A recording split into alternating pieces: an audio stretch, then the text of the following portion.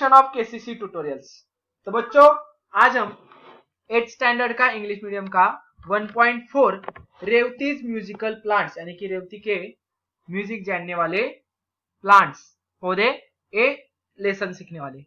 अब इसमें क्या है कि रेवती के जो प्लांट्स थे उन्हें म्यूजिक समझ में आ रहा था, उनसे हलचल हो रही थी उनके ऊपर।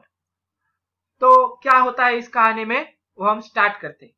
मगर वीडियो स्टार्ट करने से पहले आपको एक रिक्वेस्ट है, हमारे वीडियोस का अगर आपको कुछ फायदा हो रहा हो तो प्लीज लाइक करते जाइए, हमारी वीडियोस शेयर करें अपने दोस्तों के साथ, ज्यादा से ज्यादा अपने जो कजन्स वगैरह होंगे उनके साथ। और हमारे चैनल को अब तक आपने सब्सक्राइब नहीं किया होगा तो please subscribe our channel. So let's start Revati's musical plants. Revati was a student of music. She was happy playing on her violin whenever she was free. अब ए म्यूजिक यानी कि म्यूजिक बजाने वाली एक स्टूडेंट थी जो हैप्पी, बहुत ही हैप्पी होनी चाहिए यानी कि खुश होती थी। कब? तो जब भी वो फ्री टाइम मिलता था उसे, यानी खाली समय, उस वक्त वायलिन बजा के बहुत ही हैप्पी होती थी। There was a smaller open courtyard in front of her house. उसके सामने एक खुला आंगन था with a small cement bench, और उस आंगन में एक सीमेंट का बेंच भी था। She would sit on the bench and practice on her violin.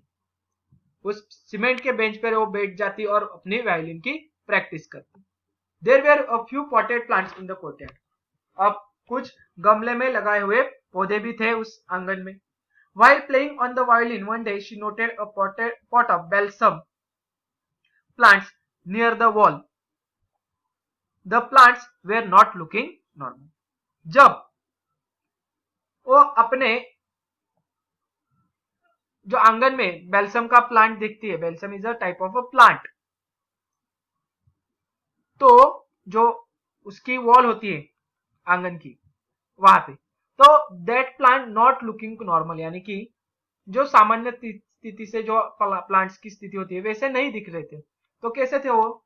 They had pale green leaves, यानी कि अगर पौधे की जो ग्रोथ होती है वो अच्छी तरह से नहीं होगी तो उसके येलोइश प्लांट्स हो जाते हैं और वो गिर जाते हैं, ऐसे पेल ग्रीन लीव्स हो गए थे। And their growth was stunt, यानी कि रुक जाना, स्लो डाउन और स्टॉप ग्रोथ। उनकी ग्रोथ यानी कि उनकी वृद्धि, उनका बढ़ना रुक गया था, कम हो गया था। She remembered she had learned in the lower class that plants need light for the normal growth. अब उनकी सही तरीके से अगर ग्रोथ होनी चाहिए, बढ़ने चाहिए प्लांट, तो उनके लिए सही मात्रा में लाइट, प्रकाश की व्यवस्था हमें करनी चाहिए, उनको मिलना चाहिए। She lifted the pot to the center of courtyard. अब एक प्लांट कहा था कि जो दीवार थी वहां पे, दीवार के यहाँ पे उसे लाइट अच्छी तरह से नहीं मिल पाती थी, इसलिए वो क्या करते हैं, आंगन के बीचों बीच उस प्लांट को रख देते हैं। There was a ample sunlight, यानी कि एम्पल यानी कि सफिशिएंट, उसे इनफ सनलाइट मिल सके जिसकी वजह से उसकी जो ग्रोथ है, वृद्धि है, वो सही तरीके से हो जाए। While shifting the pot, an idea struck Revati. जब शिफ्ट कर रही थी, हिला रही थी उस गमले को, तभी उसके दिमाग में एक आइडिया आती है। Why not participate in the best plant contest which was to be held in her colony a few weeks later? कुछ ही हफ्तों के बाद मेरे कॉलोनी में बेस्ट प्लांट यानी कि सबसे अच्छा जिसका प्लांट है, ये प्रतियोगिता है, तो उसमें मैं क्यों ना भाग लूं। Then and there she decided to participate, और उसी वक्त वो डिसाइड करती कि मैं उस प्रतियोगिता में, उस कंपटीशन में हिस्सा लूंगी। Thus making up her mind, she watered the plant. अब ऐसा सोचने के बाद वो रोज अपने प्लांट को पानी डालती थी। Sat down on the bench and started playing her violin. और उसके बाद बेंच पर बैठ के अपनी वायलिन की प्रैक्टिस करती थी, बजा लेती। She was very fond of रागा मोहनम. उसे कौन सा राग अच्छा लगता था? मोहनम राग। She played the raga for some time and then went to in for her studies. वो कुछ समय तक मोहनम बजाती थी राग, और उसके बाद अपने स्टडी, पढ़ाई के लिए अंदर जाती थी घर में। Every day, Revati would sit on the bench and watch her potted plants. हर दिन वो बेंच पर बैठती और अपने पौधों को देखती रहती। They were growing well and looking healthier than the other plant in the far end of the courtyard. यानी कि जो बीच में जो प्लांट्स थे वो तो अच्छे दिखाई दे रहे थे, हेल्दी और स्वस्थ दिखाई दे रहे थे दूसरे प्लांट्स के, as compare to another plants. One day as she was playing she noticed a movement in her potted plants. जो गमले में प्लांट्स थे उनमें एक दिन उसे मूवमेंट यानी कि हलचल नजर आ गई जब वो वायलिन बजा रही थी तब. They were slowly moving their stem. वो उनके जो तने थे स्टेम्स थे वो मूव कर रहे थे, हिला रहे थे. Bending slightly towards her. और किस तरफ? रेवती की तरफ. She wondered why they were moving as there no breeze. breeze यानी कि हवा. अभी तो हवा भी नहीं बह रही तो ये पौधे जो है वो रेवती की तरफ क्यों मुड़ रहे हैं? It struck her as odd. ये चीज उसको खटक रही थी कि स्ट्रेंज लग रही थी कि ऐसा क्यों हो रहा है. The next evening too she played on her violin as usual. जैसे यूजुअली यानी कि सामान्य तौर पर वो रोज वायलिन बजा रही थी वैसे ही नेक्स्ट इवनिंग को भी वो बजाती है.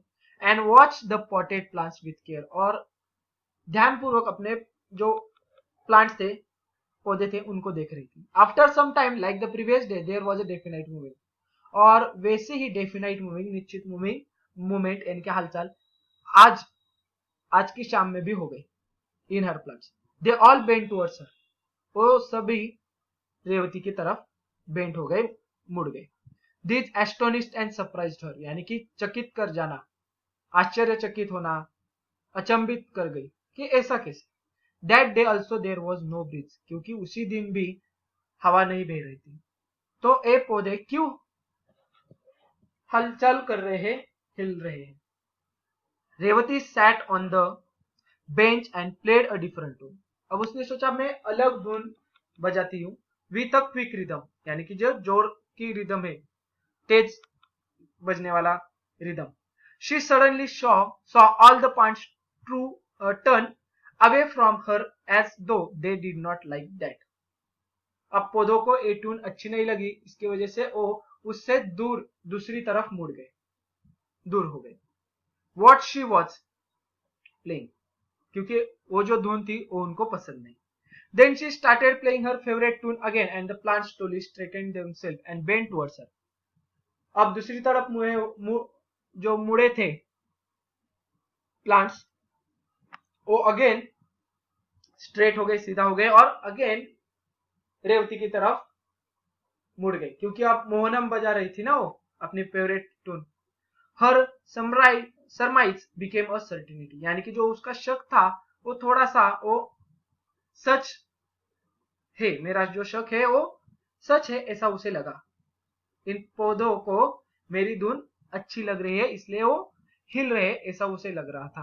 वो उसे शक जो ट्रू यानी कि सच बात लगने लगी. Her plants love to her favourite tune. उनको जो उसके प्लांट्स थे उनको उसकी फेवरेट धुन बहुत अच्छी लग रही थी मोहनमरा. She kept the knowledge a secret. मगर ये जो उसे पता थी बात वो उसने किसी को भी नहीं बताया. She did not tell anyone not even her mother. उसके माँ को भी नहीं, किसी को भी नहीं. There were only a few days left for the prize distribution.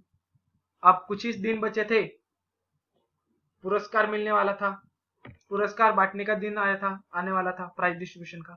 To her grand surprise Revati founded her potted plant not only taller and healthier than the other balsam plant. अब जो दूसरे बैल्सम प्लांट थे उनसे बहुत ही taller यानी कि ऊंचा था और हेल्दियर और स्वस्थ भी दिख रहा था रेवती का plant.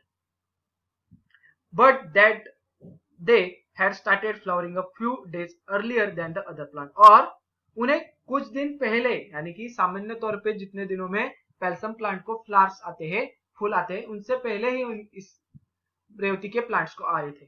The flowers were big and brightly coloured. वो फ्लावर्स जो फूल थे वो बड़े थे, चमकीले रंग के थे. And one of the plant has a unusual kind of flower. और एक प्लांट को तो अनकॉमन यानी कि असामान्य फूल भी आया था. कैसा था? द फ्लावर में मॉ विथ द व्हाइट स्ट्रिप्स यानी कि मॉ यानी कि बैंगनी कलर, पर्पल कलर जो होता है, बैंगनी कलर था उसका और उस पर व्हाइट स्ट्रिप्स यानी कि रेशाएं थी, लाइंस थी सफेद वाली. That evening she knew she would definitely get the prize for the best plant. और उसी इवनिंग को, शाम को उसे पता चला कि मैं ही जीतूंगी ये prize. She went to the bed dreaming of her plants and new type of flowers.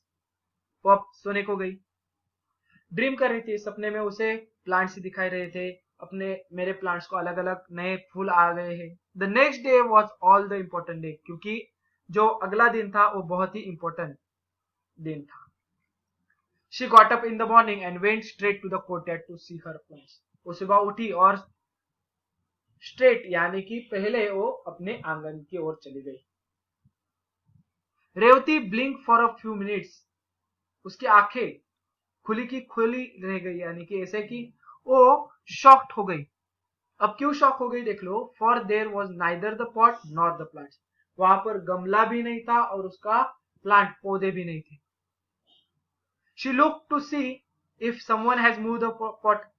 वो खोज करने लगी, यहाँ पे वहां पे देखने लगी कि किसी ने उसे उठाकर दूसरी जगह पर रख दिया है क्या। She searched all over, वो सभी जगह उसने देखा। She asked her mother, अपने माँ को भी पूछा। Her mother said she knew nothing either about the pot or the plant. मुझे गमलों के बारे में ना ही पौधों के बारे में कुछ पता है, ऐसी उसकी माँ बोलती है। Some of the neighbors had been to their house the previous afternoon. और अगली ही शाम को, जो पहली शाम थी, उस शाम को जो कुछ उनके नेबर्स यानी कि पड़ोसी थे वो वहां पे आ चुके थे। and had remarked at the beautiful flowers and the healthy looking plants in the pot. और वो रिमार्क यानी कि तारीफ कर रहे थे उस गमले में जो प्लांट्स था उसके फूलों की। But later she had been busy inside the house and been not to the country, और उसके बाद वो बिजी हो गई घर में और आंगन में तो आई नहीं थी। Revati's grief knew no bounds, bounds यानी कि बाउंड्री, उसके जो ग्रीफ दुख को कोई सीमा ही नहीं थी, बहुत दुखी हो गई। She went around asking everyone of neighbour but no one had seen anywhere near the pot of plant. अब वो अपने पड़ोसियों को भी पूछने लगी, मेरा अपने पौधा देखा क्या, मगर हर कोई बोलता है कि नहीं, हमें मालूम कोई नहीं, कुछ नहीं। She could not lodge a complaint for a pot of plant, और अपने पौधे के लिए वो कंप्लेंट भी नहीं कर सकती थी। शी फेल्ट एज दो एवरीथिंग वॉज लॉस्ट, अब उसे लगता है कि सब मेरा खो गया है। She did not mind not getting the prize but she really miss her plant, अब उसे फिक्र नहीं थी कि मुझे प्राइज नहीं मिलेगा, इसकी चिंता नहीं थी, तो उसे क्या, वो मिस कर रही थी अपने पौधों को। She had grown very fond of them, Revati ने उन पौधों को बड़े ही प्यार से ग्रो किया था, बड़ा किया था। They were her friends who enjoy her morning music. अब जो प्लांट्स थे तो उसके फ्रेंड्स बन चुके थे, और उनकी म्यूजिक जो कि यानी कि उन फ्रेंड्स को म्यूजिक बड़ा अच्छा लगता था, यानी कि प्लांट्स को। तो अब इन पौधों का क्या होता है, वो रेवती को मिलते हैं क्या नहीं दोबारा, किसी ने ले गए हैं या अब पौधे ही नहीं मिलेंगे, और इस बेस्ट प्लांट कंपटीशन का क्या होता है, तो ये सब हम नेक्स्ट पार्ट में सीखेंगे। अब तक का जितना मैंने सिखाया है, अगर ये आपको वीडियो अच्छी लगी होगी तो please like, share and comment on this video. अगर आपने अब तक हमारे चैनल को सब्सक्राइब नहीं किया होगा तो please subscribe our channel. KCC online tuition का अगर आप हिस्सा बनना चाहते हो, हमारी ट्यूशन ज्वाइन करना चाहते हो, तो डिस्प्ले में दिए गए नंबर पर कॉल कर अधिक जानकारी ले सकते हो। Thank you for watching, good bye.